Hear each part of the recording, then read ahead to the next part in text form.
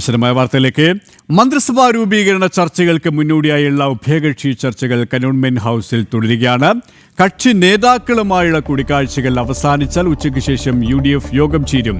അനുനയ ശ്രമങ്ങൾക്ക് വഴങ്ങാതെ PJ Joseph ആവശ്യങ്ങളിൽ ഉറച്ചു നിൽക്കുന്നുവെന്ന് ഒന്നാം വട്ട ചർച്ചയ്ക്ക് ശേഷം PJ ജോസഫ് പറഞ്ഞു. മുഴുവൻ സമയം മന്ത്രിസ്ഥാനം വേണമെന്ന് മാണി സി കാപ്പനും ചർച്ചയിൽ ആവശ്യപ്പെട്ടു. പ്രശാന്ത് ശങ്കരമംഗലത്ത് ചേരുകയാണ്. ആദ്യം വിശദാംശങ്ങളുമായി പ്രശാന്ത് സൂചിപ്പിച്ചതുപോലെ തന്നെ UDF യോഗത്തിന് മുന്നോടിയായിട്ടാണ് ഉഭയകക്ഷി ചർച്ചകൾ, കൂടിക്കാഴ്ചകൾ ഇപ്പോൾ പുരോഗമിക്കുന്നത്. എന്നാൽ PJ ജോസഫും മാണി സി കാപ്പനുമടക്കം നിലപാടിൽ ഉറച്ചു നിൽക്കുമ്പോൾ, ആവശ്യങ്ങളിൽ ഉറച്ചു നിൽക്കുമ്പോൾ മന്ത്രിസ്ഥാനം നിർണയം കീറാമുട്ടിയായി മാറുകയാണല്ലേ?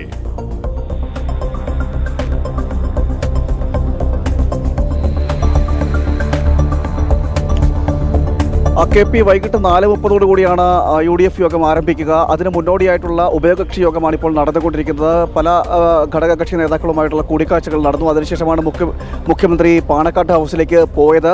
ആദ്യം അനൂപ് ജേക്കബുമായിട്ടായിരുന്നു ചർച്ച നടന്നത്. തുടർന്ന് ജോസഫ് ഗ്രൂപ്പ് നേതാവ് PJ ജോസഫുമായിട്ടും ചർച്ച നടന്നു. ഈ ചർച്ചയിൽ ഒരു സമവായം ഉണ്ടാക്കാൻ സാധിച്ചിട്ടില്ല എന്നാണ് നമുക്ക് മനസ്സിലാക്കാൻ സാധിക്കുന്ന അദ്ദേഹത്തിൻ്റെ വാക്കുകളിൽ നിന്ന്. തുടർ ചർച്ചകൾ ഉണ്ടാകുമെന്നാണ് PJ ജോസഫ് പ്രതികരിച്ചത്. മാത്രമല്ല, ജോസഫ് ഗ്രൂപ്പ് മുന്നോട്ട് വെച്ച 2 മന്ത്രി എന്ന ആ വാദത്തിൽ ഉറച്ചു നിൽക്കുന്നു. ക്യാബിനറ്റ് പദവി വേണമെന്നടക്കമുള്ള കാര്യങ്ങൾ നേരത്തെ പറഞ്ഞിരുന്നു. അത്തരം കാര്യങ്ങളിലെല്ലാം ഉറച്ചു നിൽക്കുകയാണ് എന്നാണ് പറയുന്നത്. മറ്റൊരു കാര്യം എന്ന് പറയുന്നത് ലീഗാണ്. ലീഗുമായി നിലവിൽ മുഖ്യമന്ത്രി പാണക്കാട് ഹൗസിലെത്തിയാണ് മുഖ്യമന്ത്രി ലീഗ് അധ്യക്ഷനുമായിട്ട് കൂടിക്കാഴ്ചയടക്കം നടത്തിയത്. ലീഗ് ചെയർമാനുമായി കൂടിക്കാഴ്ച നടത്തിയത്. ലീഗും 5 മന്ത്രിമാരും സുപ്രധാനമായിട്ടുള്ള വകുപ്പുകളുമടക്കം വകുപ്പ് പൊതുമരാമത്ത്, വിദ്യാഭ്യാസം, വ്യവസായം അടക്കമുള്ള വകുപ്പുകൾ, ഈ വകുപ്പുകളെല്ലാം ലീഗിന് വേണമെന്നൊരു ആവശ്യമാണ് ഇപ്പോൾ ലീഗ് മുന്നോട്ട് വെച്ചിരിക്കുന്നത്. ഈ കൊണ്ടുപിടിച്ചുള്ള യോഗങ്ങൾ പാണക്കാട് ഹൗസിൽ നടക്കുമ്പോൾ അതിനിടയിലാണ് മുഖ്യമന്ത്രി യോഗങ്ങൾ കണ്ടോൺമെന്റ് ഹൗസിൽ നടക്കുമ്പോൾ അതിനിടയിലാണ് പാണക്കാട് ഹൗസിലേക്ക് മുഖ്യമന്ത്രി എത്തുന്നത്, നേരിട്ട് കൂടിക്കാഴ്ച നടത്തുന്നത്.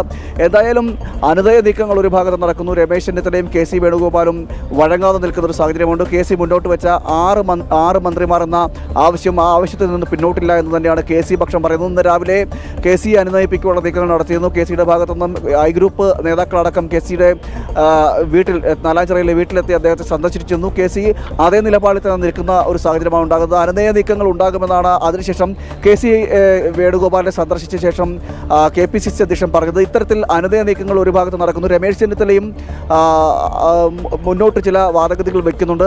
അതായത് 2 മന്ത്രിമാർ തന്നെ കൂടാതെ 2 മന്ത്രിമാർ വേണം, താൻ നിർദ്ദേശിക്കുന്നവരെ മന്ത്രിയാക്കണം. അതോടൊപ്പം തന്നെ ആഭ്യന്തര വകുപ്പ് തനിക്ക് വേണമെന്നൊരു ആവശ്യമാണ് ചെന്നിത്തല മുന്നോട്ട് വയ്ക്കുന്നത്. ഇത്തരത്തിൽ സങ്കീർണമായ സാഹചര്യത്തിലൂടെയാണ് ഇപ്പോൾ ഈ മന്ത്രിസഭാ രൂപീകരണ ചർച്ചകൾ നടന്നുകൊണ്ടിരിക്കുന്നത്. നിലവിൽ ഉഭയകക്ഷി ചർച്ചകൾ നടക്കുമ്പോൾ അതിൽ പിടിമുറുക്കുന്ന ഒരു സാഹചര്യമുണ്ട്. പ്രത്യേകിച്ച് ലീഗിൻ്റെ കാര്യം തന്നെ വേണം എടുത്തു പറയേണ്ടത്. ലീഗ് ഇത്തരത്തിൽ ഈ 5 മന്ത്രിമാർ, അതിൽ സുപ്രധാന വകുപ്പുകളെല്ലാം തങ്ങൾക്ക് വേണമെന്ന ആ ആവശ്യത്തിൽ ഉറച്ചു നിൽക്കുന്ന ഒരു സാഹചര്യമാണ്. അതിൽ നിന്ന് ഒരടി പോലും പിന്നോട്ട് പോകാൻ സാധിക്കില്ല എന്ന് തന്നെയാണ് പറയുന്നത്. അതോടൊപ്പം മാണി സി കാപ്പൻ അടക്കമുള്ള നേതാക്കളും ഇത്തരത്തിൽ മന്ത്രി അവകാശവാദം മുന്നോട്ട് വയ്ക്കുന്ന ഒരു സാഹചര്യം കൂടി നിൽക്കുന്നു. മാണി സി കാപ്പൻ പറയുന്നത്